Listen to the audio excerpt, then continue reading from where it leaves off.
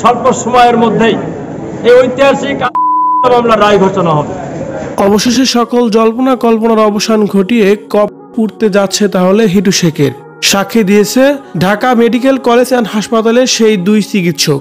কি বলছেন তারা আদালতে দাঁড়িয়ে, ভিউয়ার্স এ বিষয়ে জানতে সম্পূর্ণ ভিডিওটি দেখে সঙ্গেই থাকুন। আসিয়ার ঘটনায় আজকে নবম দিনের মতো সাক্ষ্য গ্রহণ শেষ করেছে আদালত। এরপরে যাবে যুক্তি এবং তর্কেতে। তারপরে হিটু শেখের যথাযথ শাস্তির ব্যবস্থা করবে আদালত, এমনটি আশা করছে আইনজীবী আদালত প্রাঙ্গণে সাক্ষ্য শেষ করে এসেই সাংবাদিকদের বলতেছিলেন, আজকে সাক্ষ্য গ্রহণ শেষ। ডামেকের সেই দুই চিকিৎসকের সাক্ষ্য আজকে নেওয়া হয়েছে। তারা যথাযথ হিটু শেখের বিরুদ্ধেই সাক্ষ্য দিয়েছে।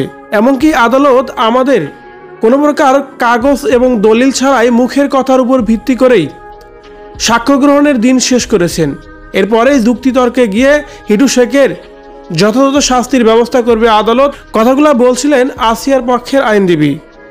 অন্যদিকে যতই দিন যাচ্ছে ততই যেন হিটু শেখের ফাঁসির দিন ধার্য খুবই ঘনিয়ে আসছে, এমনটি বোঝা যাচ্ছে। তার কারণ হিটু শেখ প্রত্যেকটা দিনই আদালতে হাজির হওয়ার মুহূর্তে আদালত প্রাঙ্গণে চিৎকার করে সবসময় একই কথা বলতে থাকে। তেমনই দেখা গেছে আজকেও ভিডিওতে।